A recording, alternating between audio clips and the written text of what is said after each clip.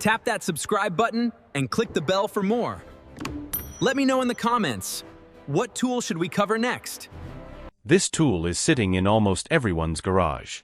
On job sites, in wood shops, in backyards. And it will rip your fingers off in less than a second if you make any one of the 7 mistakes I'm showing you today. That's not an exaggeration. That's not clickbait.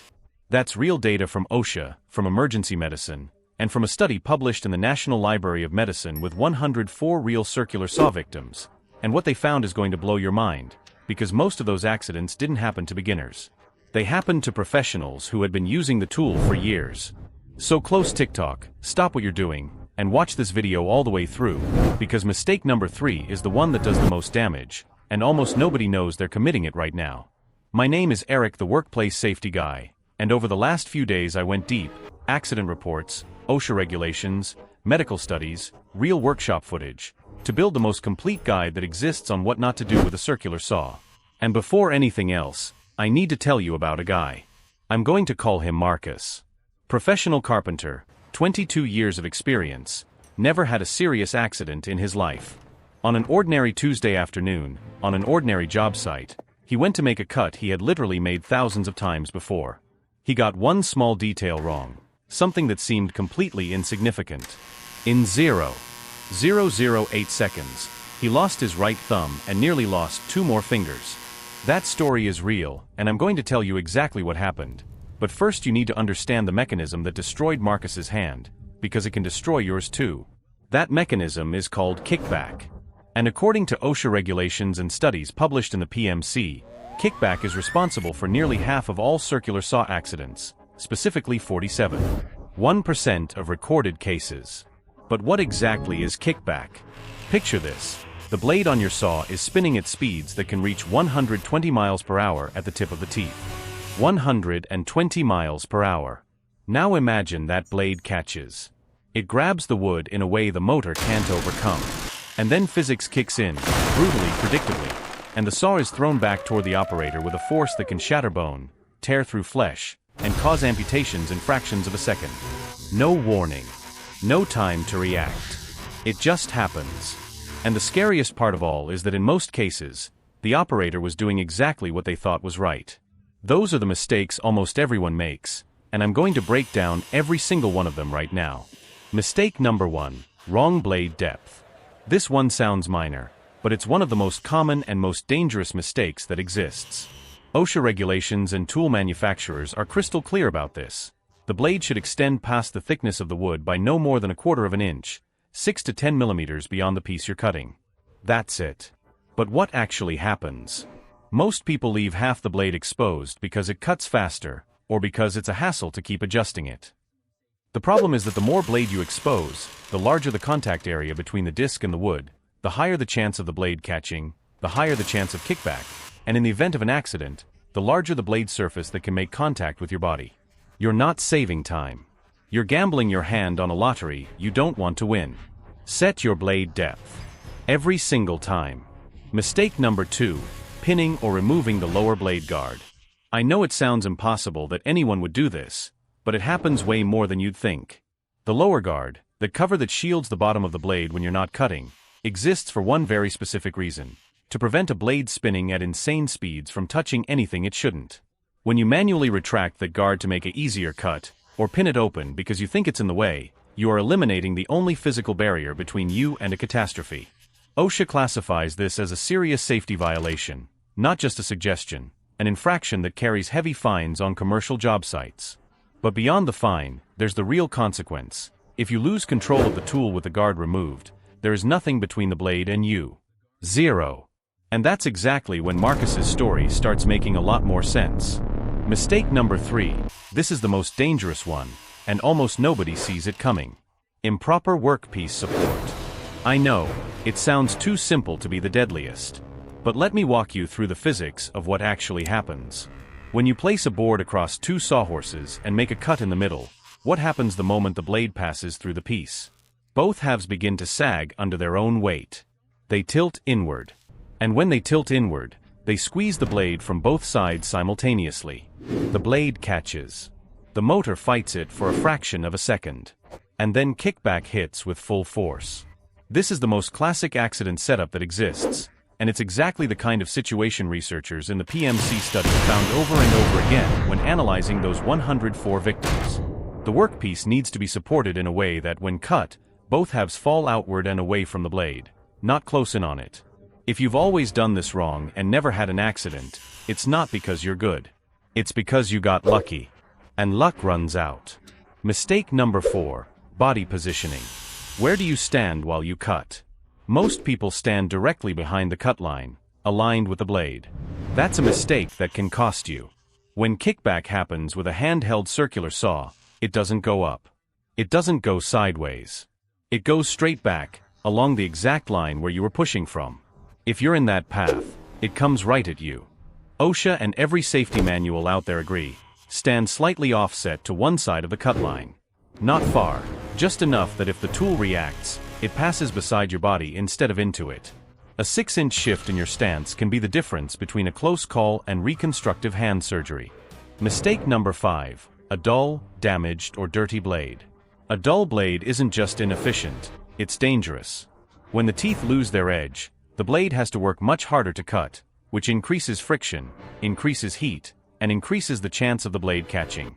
Safety studies show that buildup of resin and sap on the blade, that dark sticky layer that accumulates with use, also dramatically increases the effective thickness of the disc and multiplies the risk of binding.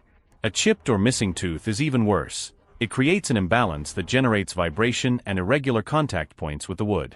OSHA is clear: any blade that is cracked, damaged, or out of balance must be taken out of service immediately.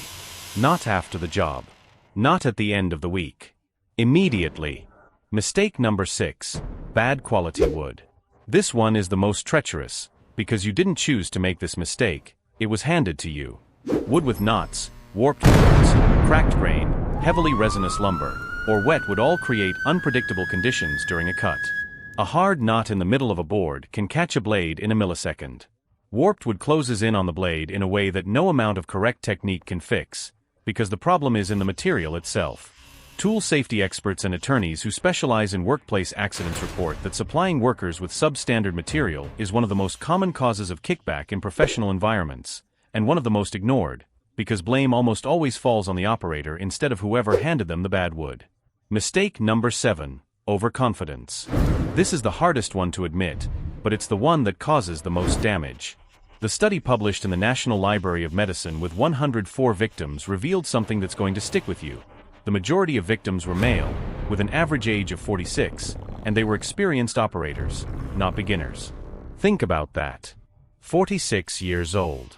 These weren't teenagers picking up a tool for the first time.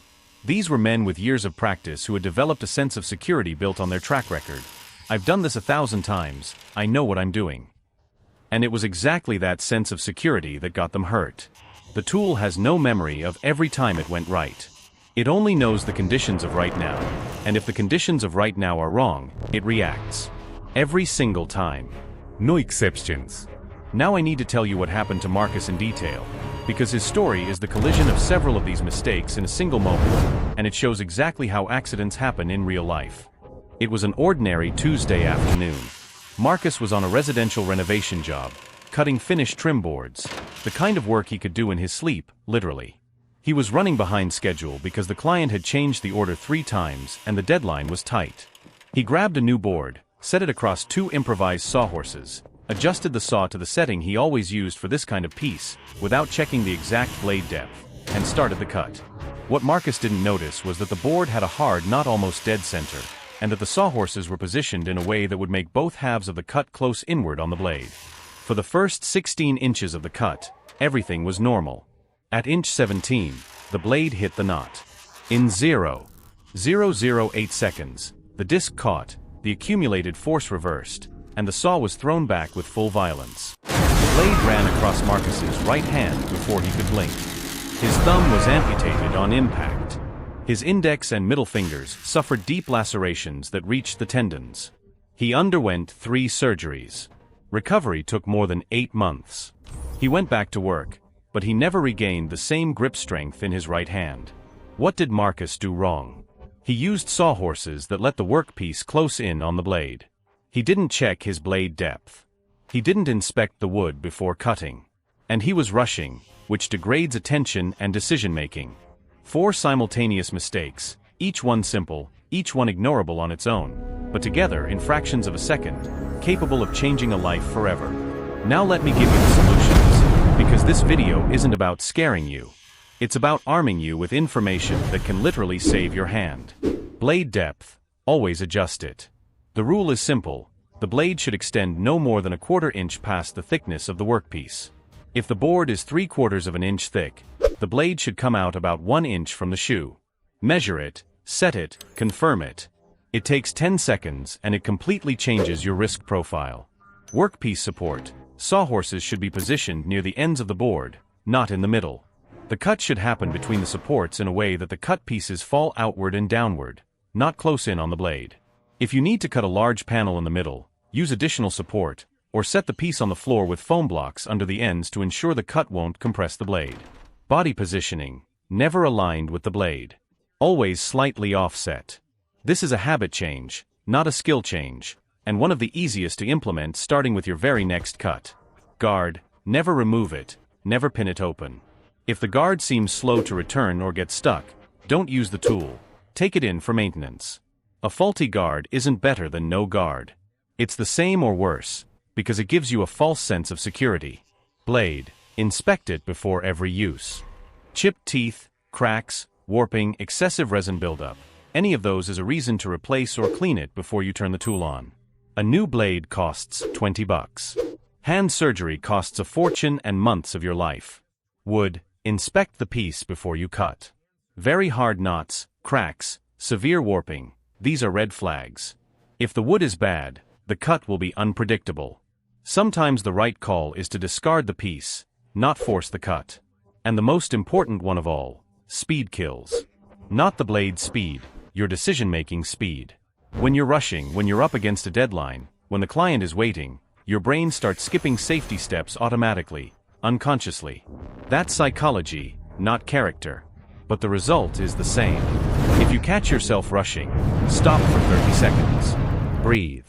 Run through every safety checkpoint. Those 30 seconds have never caused an accident. The lack of them has caused thousands. Now, before I close out this video, I need to ask you something directly. Do you know someone who uses a circular saw regularly? On a job site, at home, as a hobby? Because this video can literally save a real person's hand. Share it right now. Send it to the friend who does weekend woodworking, to your dad who keeps a saw in the garage, to the coworker you know skips safety steps. This isn't alarmism. This is prevention backed by real data.